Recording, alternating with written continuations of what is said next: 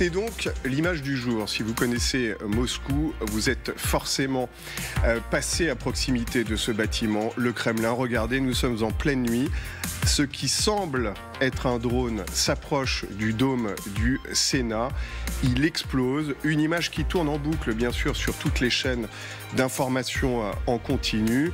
Moscou immédiatement prétend que l'on a voulu assassiner son chef, en l'occurrence Vladimir Poutine. Kiev, notamment par la voix de Volodymyr Zelensky il y a quelques minutes, explique que Kiev n'a évidemment pas attaqué et qu'il laisse ça à un tribunal international. On va en tout cas en parler très longuement. Bonsoir Catherine Gentil, avec vous, bonsoir. Éditorialiste internationale LCI, vous connaissez par cœur la guerre, vous en avez couvert beaucoup.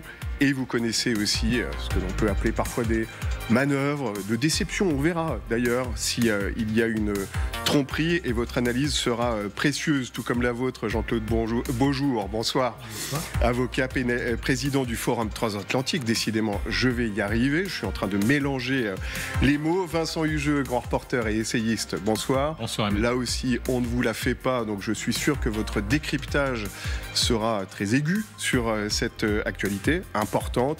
Et Pierre Servant, que je ne présente pas, éditorialiste géopolitique TF1 LCI. Bonsoir. Bonsoir Emmanuel. Auteur notamment du livre Le Monde de demain aux éditions Robert Laffont. Voilà, c'est en tout cas clairement une image qui marque, une image qui frappe. Je pense que quand vous l'avez découverte, comme nous à la rédaction, à la mi-journée environ, vous vous êtes précipité pour tenter de comprendre et tenter de vous faire comprendre devant votre écran ce qu'il s'est passé précisément la nuit dernière à Moscou. On en parle et on commence tout de suite, bien sûr, avec les indispensables de Fanny Veil.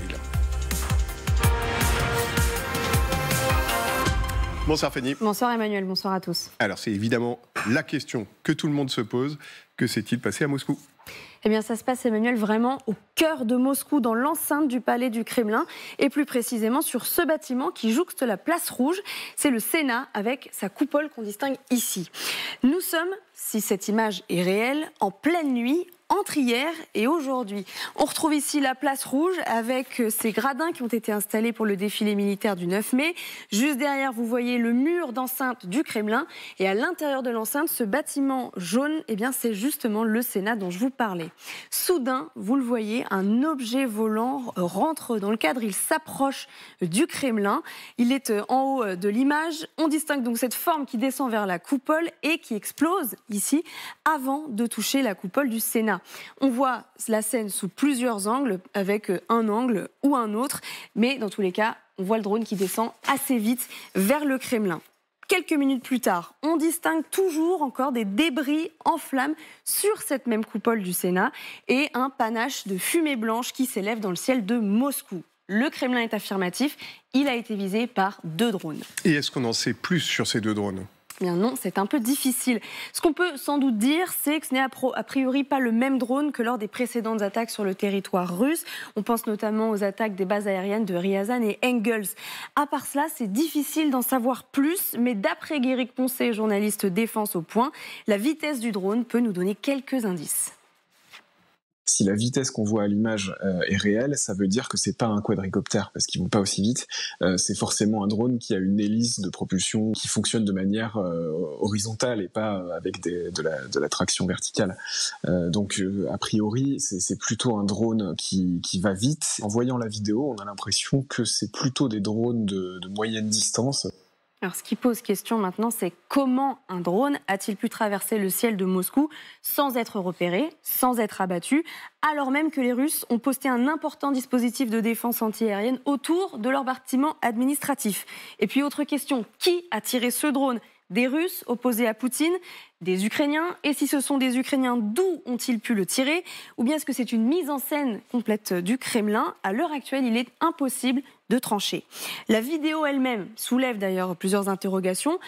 D'abord, la taille du drone. Avec la perspective et la distance, elle est impossible à évaluer. La vidéo, vous le voyez, est aussi un peu trop floue pour donner une indication de la forme du drone. En clair, il est impossible de déterminer précisément le modèle utilisé. Autre question, Comment a-t-il été abattu? Là encore, on a très peu d'indices, il n'y a pas de tir visible, il n'y a pas non plus d'objets ou de missiles qui viendraient le percuter à l'image. Le Kremlin donne une explication, il dit qu'il a été abattu par des systèmes de guerre électroniques, en clair des systèmes électromagnétiques qui auraient pu déclencher l'autodestruction du drone. Enfin, dernier point, il y a sur la coupole du Sénat 2 silhouettes ici et là, en tout cas ce qui ressemble à des silhouettes qui sont sur la coupole juste avant l'explosion. Et encore une fois, on n'a aucun indice sur qui sont ces 2 personnes, ni sur ce qu'elles font ici. Comment Moscou a réagi à l'attaque? Bien, Moscou a tout de suite dit que c'était Kiev, que c'était les Ukrainiens qui étaient responsables de cette attaque. Le Kremlin dénonce une tentative d'assassinat contre Vladimir Poutine. Nous voyons ces actions comme une tentative d'acte terroriste et un attentat contre la vie du président, dit un communiqué du Kremlin. De son côté, Kiev a réagi très rapidement aussi. Écoutez Volodymyr Zelensky. We fight on our territory. We are defending our villages and cities. We don't have, enough weapons for this. That's why we don't use it anywhere. We didn't attack Putin. We leave it to tribunal. Quant à Anton Gerashenko, conseiller du ministre ukrainien de l'Intérieur, lui, il ironise. Il y a assez de gens en Russie qui veulent envoyer Poutine en enfer, dit-il. Sous-entendu, l'Ukraine n'a rien à voir avec cette attaque. Précisons aussi, Emmanuel, que Vladimir Poutine n'était pas au Kremlin au moment de l'attaque. Il était en déplacement à Saint-Pétersbourg. Il n'a donc évidemment pas été blessé. Et aujourd'hui, il n'a pas modifié son agenda. Il est resté travailler à Novo-Ogariovo dans sa résidence à l'ouest de Moscou. Mais est-ce que Moscou renforce sa sécurité après cette attaque? Bien, le défilé du 9 mai, qui dans 6 jours donc, qui célèbre la victoire de la Russie sur l'Allemagne nazie en 1945, est maintenu, même s'il n'y aura probablement qu'une petite partie du défilé militaire. Le maire de Moscou, Sergueï Sobyanin, a interdit les vols de drones, y compris les vols de drones civils, dans la ville de Moscou dès aujourd'hui. Et puis le porte-parole du Kremlin, Dmitri Peskov, lui, menace par ailleurs. Voici ce qu'il dit: la Russie se réserve le droit de répondre où et quand elle le jugera bon, dit-il. Merci infiniment, Fanny. Les choses sont parfaitement posées et on brûle d'avoir votre analyse à tous les 4. Pierre Servant, d'abord, avant de passer aux conséquences potentielles. D'abord, cette attaque elle-même, il est rare que nous ne disposions que d'une image, puisque dans le fond, on doit se contenter de cette image. On a donc plus de questions que de réponses, sans doute. En revanche, votre avis sera précieux. Oui, mais Emmanuel, vous avez tout à fait raison. Donc, on va essayer d'éclairer avec les éléments dont on dispose à cette heure-là, à cette heure-ci, donc avec la prudence qui s'impose.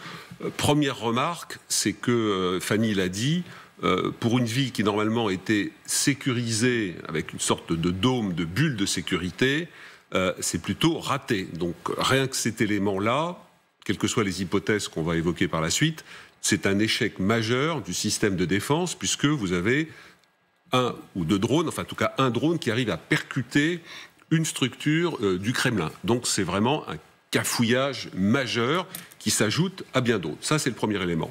Deuxième élément, un attentat contre Poutine, on peut l'écarter. Pourquoi ? Parce que Poutine ne couche pas au Kremlin, et les Ukrainiens sont suffisamment bien informés pour le savoir.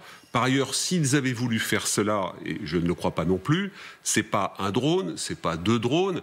Il faut mettre 50 drones pour avoir une chance entre guillemets, d'aller toucher la personne que vous avez ciblée à l'intérieur du Kremlin. Je pense comme vous tous, je suis allé au Kremlin à plusieurs reprises. J'ai même il y a longtemps rencontré Boris Eltsine. J'étais pas seul, mais voilà, c'est absolument immense. Ce sont des milliers de mètres carrés. C'est une ville dans la ville. Donc pour arriver à cibler Poutine en train de dormir quelque part, c'est totalement. Donc déjà là, c'est quelques points qu'on peut mettre en place. Après, techniquement, moi, j'exclus là aussi un drone de la dimension et avec la charge du type de drone qui a frappé à la fin de l'année dernière à 400, 500, 600 km dans la profondeur du dispositif russe, des bases aériennes, parce que alors, pour le coup, si ça avait été un drone de cette nature partant du territoire ukrainien, là, toute la moitié supérieure du bâtiment du Sénat aurait été rasée. Donc on arrive à des hypothèses, et je termine là-dessus, de drones plus petits, ce qui semble se dégager des images quand on les agrandit et de la vitesse du drone. Et là, 3 hypothèses rapidement. Des services secrets ukrainiens ayant voulu symboliquement frapper le centre du pouvoir. Mais dans ce cas-là, ça veut dire qu'ils ont tiré à 40-50 km maximum, avec nécessairement des complicités locales pour arriver à avoir les 2 drones qui vont bien. Deuxième hypothèse, les services russes, pour créer une émotion et avec des conséquences dont on va discuter certainement par la suite. Troisième hypothèse, des opposants à Poutine ou un jeu compliqué à travers les différentes factions qui sont en tension en ce moment autour du pouvoir. Billard à plusieurs bandes. Billard à plusieurs. Voilà, avec beaucoup de prudence, un peu les hypothèses qu'on peut mettre sur la table. Certains commencent même à évoquer un deepfake pour ces images. Ouais. Évidemment, alors que l'on prend... qu'il faut peut-être expliquer aux téléspectateurs. Expliquons, vous avez raison, c'est un effet spécial qui est collé sur une image pour la rendre hyper réaliste, ce qui commence à être fait massivement sur la toile et ce qui brouille encore un peu plus la compréhension de l'information parfois, puisque on peut tous ou presque se transformer en Brad Pitt ou en George Clooney grâce à certains logiciels qui sont d'une utilisation pour vous, c'est plus facile, très simple. Vous me chambrez. Vincent Hugeux, votre avis? Alors d'abord un petit rappel historique sur la vulnérabilité du Kremlin, y compris au temps de l'Union soviétique finissante. Un jeune aviateur amateur allemand, Matthias Rust, on est en 1987, parvient à poser un monomoteur sur une place qui se trouve juste à côté de la grande place rouge. Donc, première remarque de nature historique. On n'était pas en temps de guerre avec tous les dispositifs de sécurité récemment mis en place par Moscou, mais vous avez parfaitement raison. Il n'empêche qu'à cette époque aussi, ça semblait être un des endroits les plus inviolables de cette planète. Donc je ne miserai pas un copec sur le scénario de la tentative d'homicide pour diverses raisons. Alors effectivement, pour éliminer Vladimir Poutine, encore faudrait-il qu'il soit sur place. Pierre a fait litière de cette hypothèse. Il faudrait non seulement une escouade de drones, mais à mon avis, il faudrait une bombe guidée anti-bunker de type GBU-28 avec un pouvoir de perforation absolument formidable. Ensuite, tout ça me semble aller dans le sens de l'opération victimisation. Ce tour de passe-passe qui consiste à faire de l'agresseur impuissant, l'agressé accablé. Voilà. Avec d'ailleurs un prix à payer, c'est celui de confesser ses faiblesses et ses vulnérabilités. Mais à l'évidence, c'est le choix qui a été fait, notamment parce que, voilà quelques heures, les médias russes ont reçu un manuel des règles à respecter pour la narration de la contre-offensive. Et on en parlera un petit peu plus tard, effectivement. Voilà. Règles très intéressantes. Et puis, alors, il y a 2 perplexités, je dirais, opérationnelles qui ont été soulignées tout à l'heure. Le fait qu'il n'y ait manifestement pas d'éléments d'interception en vol, alors que l'explosion a bien lieu entre ciel et terre, et non pas au contact du sol ou d'un mur. Et puis, le trekking insolite de ces 2 Olibrius sur la coupole du Sénat, enfin, tout ça laisse quand même assez perplexe. Et je termine sur un point très simple, qui n'a rien à voir avec les vertus morales des uns et des autres. Je pense tout simplement qu'il n'est pas dans l'intérêt de l'Ukraine et de Volodymyr Zelensky, même s'il le pouvait, d'éliminer Vladimir Poutine. Politiquement, ça aurait peut-être des conséquences inverses à celles qui seraient souhaitées. Je poursuis mon tour de table, Jean-Claude Beaujour. Une remarque et puis 2 observations dans le prolongement de ce qui vient d'être dit. Première remarque, moi je note tout simplement qu'on a déjà de la part des autorités russes le résultat de ce qui devrait être d'abord une enquête, puisqu'on a des faits, on a vu une explosion, on a vu plus ou moins quelque chose, et donc on dit déjà... a été désigné instantanément. C'est surtout qu'on sait que le projet était de porter atteinte, en tout cas tentative d'assassinat. Ça, je lis cela comme étant le résultat en général d'une enquête, parce qu'on a des éléments qui font des éléments très objectifs, et je parle sous le contrôle des experts militaires, des experts policiers. Il faut d'une manière générale plusieurs heures, voire plusieurs jours pour pouvoir avoir les tenants et les aboutissants. Première remarque. Deuxième remarque, assez rapidement, quel aurait été l'intérêt des Ukrainiens ?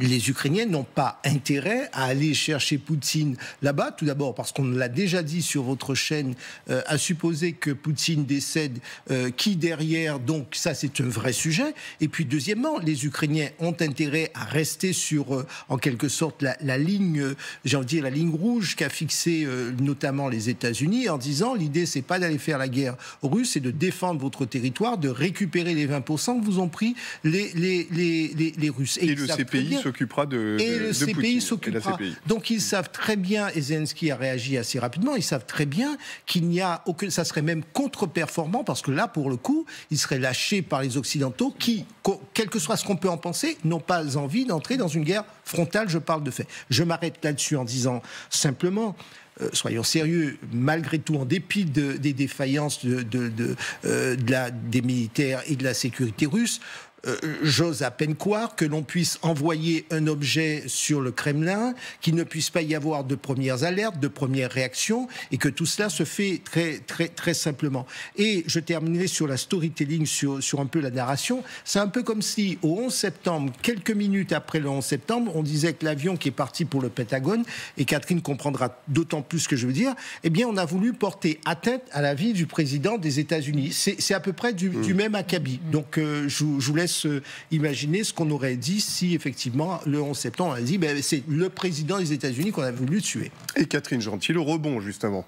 Oui, de toute façon, quelle que soit l'explication, c'est quand même une image qui est assez dévastatrice pour la Russie. C'est-à-dire qu'un engin explose sur le toit du Sénat, même si en effet c'est pas là où Vladimir Poutine passe ses nuits, c'est quand même un trou dans le système de protection de Moscou, qui est censé être une ville particulièrement bien protégée, qui est assez spectaculaire. Après, quand les Russes disent aujourd'hui les Ukrainiens voulaient tuer Vladimir Poutine, il faut se souvenir qu'à l'origine, c'est les Russes qui voulaient tuer Volodymyr Zelensky quand ils ont attaqué l'Ukraine. Et alors après, quel que soit le responsable, ce qui est quand même notable, c'est qu'on voit quand même que l'étau, la menace se resserre de plus en plus. Quand même. C'est la deuxième fois en quelques jours qu'on dit qu'il y a eu une tentative d'assassinat sur Vladimir Poutine, que ce soit vrai ou pas, on sent cette ambiance qui est en train de monter, où la Russie, justement, qui était l'agresseur, se retrouve aujourd'hui sous une menace, et pas n'importe quelle menace, puisque ce serait le chef suprême politique et militaire qui serait visé. Et puis on voit que les attaques se rapprochent. Au début, c'était à Belgorod, sur la frontière ukrainienne. Après, c'était sur les bases militaires de Engels notamment. Après, il y a quelques jours, c'était dans la banlieue de Moscou. Et là, maintenant, c'est sur Moscou. Donc, en tout cas, que ce soit les Ukrainiens ou pas les Ukrainiens, c'est quand même une stratégie qui est assez forte en termes de symbole et de pression sur le pouvoir russe, parce qu'on a l'impression que la menace, effectivement, se rapproche et arrive aujourd'hui jusqu'au Kremlin, même si, effectivement, ce n'est pas ce genre de drone qui risque de pulvériser le Kremlin. Alors, même si on en est évidemment réduit aux conjectures, je voudrais émettre une hypothèse complémentaire, très humblement. Si on peut revenir, merci la régie, sous l'image initiale de la coupole. Vous verrez qu'il y a là un raccourci symbolique qui est terrible. On voit les gradins et le décor du défilé du 9 mai. Donc, si je voulais... Qui ne sera pas annulé d'ailleurs, Moscou l'a fait savoir. Voilà, mais si je voulais justifier ou préparer à justifier, par exemple, une réduction de voilure de l'ampleur de ce défilé qui est capital dans les fantasmes historiques de Vladimir Poutine, eh bien, je me retrancherai derrière le danger terroriste. Une petite musique qui est d'ailleurs jouée depuis déjà plusieurs semaines au niveau du Kremlin, parce qu'il y a déjà eu des annulations d'autres défilés et d'autres cérémonies. En effet. Pierre. Oui, et cette histoire de la date du 9 mai, comment dirais-je, donne un rétro-éclairage par rapport à ces événements. Vincent l'a souligné. Si on est dans une manipulation, une barbouzerie russe, l'inquiétude qu'on peut avoir, c'est que le pouvoir fomente des attentats le 9 mai dans la population civile qui se rassemble autour de l'événement, même si une partie de ce rassemblement populaire, le défilé du régiment des Immortels, a été annulé selon un certain nombre de remontées que j'ai eues de Russie, plus par la crainte d'avoir des épouses, des mères, des sœurs de combattants tués qui se sont dit, écoutez, tant qu'à présenter les photos de ceux qui sont morts, comment pourrait-on nous interdire de le faire? Donc c'est plus ça. Et moi, ma crainte, c'est que il faut se souvenir qu'au commencement du pouvoir poutinien, il y a de faux attentats donc à Moscou, plus d'une centaine de civils russes tués et présenté par le système poutinien, notamment par Patrouchev, enfin celui qui est suspecté d'avoir monté ces attentats avec les services secrets russes, c'est Patrouchev qui est le conseiller à la sécurité nationale de Poutine aujourd'hui. Et ce sont ces attentats et avec la même rapidité pour dire ce sont les Tchétchènes qui a provoqué la deuxième guerre de Tchétchénie.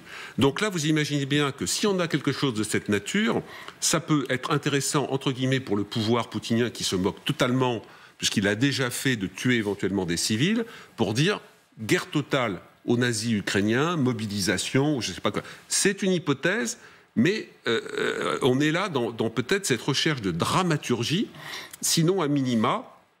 On sait que le pouvoir poutinien n'arrive pas à recruter, une grande campagne de contractualisation qui ne fonctionne pas.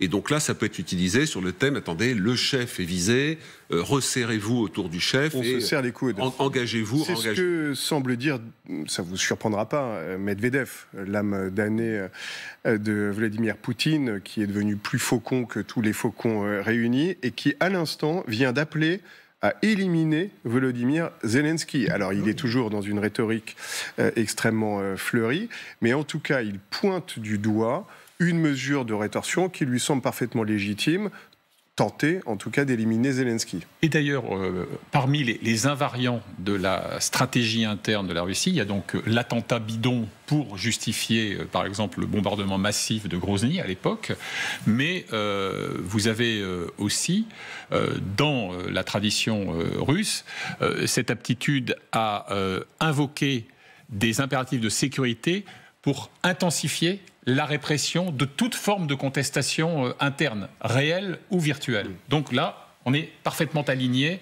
sur une sorte de continuité historique dans la tactique intérieure. Alors, les conséquences, justement, Jean-Claude Beaujour, à votre avis, quelles peuvent-elles être ces conséquences ? Là, on voit très bien un discours extrêmement va-t-en-guerre qui justifierait, dans le fond, n'importe quelle frappe ou n'importe quelle attaque sur l'Ukraine. À quoi on peut s'attendre ? La légitime défense est une expression juridique, mais qui a une grosse connotation politique et militaire. C'est à quel moment je considère que je suis suffisamment attaqué pour avoir la légitimité, le droit, entre guillemets, en retour, de contre-attaquer, une sorte de neutralité à l'inverse. Et c'est cela que recherche notamment l'entourage du président de Poutine et de son entourage, c'est de pouvoir dire par la suite, y compris, on ne sait jamais, parce qu'ils savent très bien que cette histoire est allée trop loin, si tout ce petit monde se retrouve, lorsqu'il se retrouvera devant les juridictions internationales, ça sera de dire, vous voyez, nous avons aussi été attaqués, nous avons aussi été attaqués, donc c'est la raison pour laquelle nous avons en retour attaqué. La deuxième chose, ça peut aussi leur donner prétexte, je dis bien prétexte, à dire, ben voilà, nous allons opérer telle frappe, nous allons faire telle ou telle chose sur le plan militaire. Donc voilà ce que peut-être, en tout cas ça peut être recherché de leur part, c'est de dire un élément donné a pour conséquence de nous autoriser à prendre telle mesure. Mais encore faut-il qu'ils soient en mesure de prouver que l'attaque venait d'un terroriste, de ce qu'ils prétendent, parce que là encore, il n'y a pas d'enquête, on ne sait rien. On voit une image et on voit des gens qui déclarent quelques heures après, voilà, on sait que ce sont des terroristes et qu'il s'agit d'un tel et qu'ils ont voulu tuer Poutine. Voilà, ça me paraît un petit peu léger pour pouvoir, le moment venu, justifier à ce moment-là qu'il y ait réaction. Et puis, n'oublions pas que la légitime défense suppose aussi d'avoir une réaction pour pouvoir se défendre, arrêter l'agression. Là, on ne voit pas, parce qu'il y a quand même un historique guerrier qui est bien ancien. Dire à ce moment-là, ben, on va attaquer parce qu'il y a eu un drone ou deux drones sur le Sénat, c'est pour moi, c'est un argumentaire qui est encore assez léger. J'intercale une autre réaction avant la vôtre, celle de Volodine, le président de la Douma. Alors c'est une rhétorique très classique qu'on a beaucoup d'ailleurs entendu au début du conflit. L'utilisation d'armes capables d'arrêter et de détruire le régime terroriste de Kiev sera exigée. On a à nouveau, et vous allez le voir, les nazis, l'Ukraine, l'État terroriste, avec en filigrane un message aux Occidentaux, vous êtes les sponsors de cet État terroriste. Du coup, à quoi peut-on s'attendre ? Ce qui est intéressant, c'est que tout ça intervient au moment où on s'attend à la contre-offensive ukrainienne, qui est censée être une contre-offensive classique. Donc ça devrait être un combat, si on peut dire, à la loyale, sur un terrain où les deux armées sont face à face, etc. Là, on voit que les Russes essaient de changer de terrain parce qu'ils doivent se sentir quand même affaiblis et tout sauf sûrs d'être capables de repousser l'offensive ukrainienne. Et donc ça leur permet, avec ces pseudo-attaques, ou même si ce sont des opposants russes, d'ailleurs, qui ont tiré ce drone sur le Kremlin, l'utilisation qu'ils peuvent en faire, justement, c'est d'essayer de faire un peu oublier ce combat qui s'annonce et qui risque d'être très dur pour les Russes, qui est la contre-offensive, pour déplacer le conflit sur un terrain où, une nouvelle fois, ils vont pouvoir se présenter comme victimes et qui, surtout, leur libère les mains, si j'ose dire, pour éventuellement penser à des actions militaires qui ne seraient pas des actions militaires classiques sur un champ de bataille où il y aurait une offensive à laquelle ils seraient obligés de répondre. Et donc ça leur donne des prétextes pour éventuellement lancer une attaque à un endroit ou à un autre avec des armes qui ne seraient pas forcément les armes les plus classiques qu'on puisse imaginer. Et c'est une manière justement de sortir de cette rhétorique, de tous ces discours qui ont lieu à l'heure actuelle sur la fameuse contre-offensive ukrainienne qui s'annonce. Et bien là, les Russes peuvent dire: voilà ce que sont les Ukrainiens. Ce ne sont pas des gens qui font les choses, entre guillemets, en respectant les règles de la guerre. Donc nous, ça nous libère. Il n'y a plus aucune retenue. On peut faire ce qu'on veut. Juste un mot, c'est oublié, effectivement, comme vient de le rappeler Catherine en creux, c'est qu'il y a un droit de la guerre. Et donc, même dans la guerre, il y a des règles. Et c'est un moyen pour eux de contourner ce droit de la guerre et de dire, voilà, on va s'affranchir d'un certain nombre de règles, parce que là encore, la Russie est membre du Conseil de sécurité permanente des Nations Unies. Et c'est ce qui leur est reproché, de dire, vous êtes à une position internationale où vous devriez être les premiers à faire respecter le droit international et notamment le droit de la guerre, et vous êtes les premiers à bafouer ce droit de la guerre. En tout cas, Pierre Servan, le terrain psychologique est prêt, parce que il y a eu des images nombreuses, notamment sur les télévisions russes, on va en voir une, de drones, en tout cas de carcasses de drones qui ont été, d'après les autorités, interceptées. Ça, c'est dans l'oblast de Moscou, c'est le 24 avril, donc c'est dans une période très récente, des images qui ont tourné en boucle sur les télévisions russes avec ce gros drone qui évidemment est un modèle qui n'a strictement rien à voir, selon toute vraisemblance, avec ceux du Kremlin. Mais donc c'est facile ensuite d'affirmer qu'il y a eu une attaque de drone, puisque il y a une forme de peur de la drone, de peur du drone qui s'est installée. Oui, d'autant plus que dans l'actualité vraiment très récente, vous avez ces attaques de drones, dont on peut supposer qu'ils sont des drones ukrainiens, sur donc le port de Sébastopol, sur les grandes citernes avec ces panaches de fumée. Donc effectivement, il y a un syndrome drone, un paysage dronique, si je puis dire, qui colle avec ça. Et je crois que l'hypothèse soulevée par Catherine me semble très très juste, c'est-à-dire qu'on a l'impression que les Russes, depuis l'échec de leur offensive, janvier, février, mars, mi-avril, parce qu'ils ont procédé à une offensive qui a été désastreuse, d'où les chiffres qui sont donnés de morts et de blessés, même si c'est difficile, à quantifier, c'est un échec militaire très important et une victoire défensive des Ukrainiens. Et là, on n'arrête pas de parler de l'offensive ukrainienne. Là aussi, des échos que j'ai eus de certains correspondants que j'ai à Moscou me disent qu'il y a non pas une crainte ou une paranoïa, mais que la thématique de l'offensive ukrainienne est quelque chose qui est prégnant, dont les gens parlent, etc. Et donc là, c'est une façon de reprendre la main. Et comme dit Jean-Claude, de toute façon, les Russes ne respectent aucun droit de la guerre depuis le début. Et c'est ça qui est inquiétant, c'est de se dire quelle est la nouvelle phase que les Russes sont en train de construire pour essayer de casser justement la dynamique psychologique de l'offensive russe. Est-ce qu'ils vont utiliser des armes chimiques? Est-ce qu'ils vont frapper massivement Kiev, les centres de pouvoir de Kiev, pour essayer de tenter de casser les centres de commandement et les dispositifs de commandement? Vous rappelez que ces dernières heures, on a vu des images, il y a eu un reportage sur Zelensky, chef de guerre, dans des bunkers, des choses très... Et entre parenthèses, c'est pas les palais de Kiev, mais est-ce que justement le pouvoir prépare les événements pour avoir un narratif justificatif à un passage à une horreur encore plus importante pour essayer de casser cette dynamique psychologique et peut-être militaire, ça on ne sait pas, de la fameuse offensive ukrainienne. Et quand on pense horreur encore plus importante, on ne peut pas s'empêcher malgré tout de se dire une frappe tactique d'une petite, pardon, je mets d'énormes guillemets, bombe nucléaire, vous semblez ne pas y croire, ni l'un ni l'autre.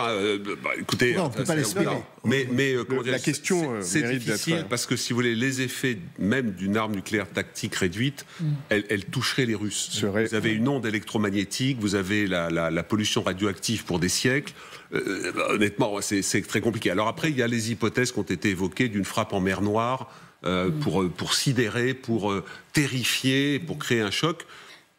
Mais les Chinois qui sont invités quand même récemment dans cette triste histoire, on le sait, sont complètement opposés au fait que les Russes utilisent le nucléaire, qu'il soit tactique et les Biélorusses. Et les Biélorusses, qui se rappellent de Tchernobyl. Donc pour l'instant, on voit mal comment les Russes, qui ont tellement besoin des Chinois d'un point de vue économique, politique et diplomatique, comment ils pourraient aller à l'encontre de ce veto chinois qui a été répété d'ailleurs lorsque Emmanuel Macron était à Pékin et où les Chinois ont dit il est absolument hors de question d'utiliser le nucléaire. Alors que ça leur permette de s'exonérer d'autres choses, les Russes, ça c'est probable, mais concernant le nucléaire, je pense qu'ils n'affronteraient pas les Chinois sur ce terrain-là. Alors, nos téléspectateurs se posaient peut-être la question. Merci de l'avoir purgé. Quelles conséquences pour vous, Vincent Hugeux ? Alors, déjà, une toute petite remarque sur la portée symbolique du drone. Souvenez-vous qu'à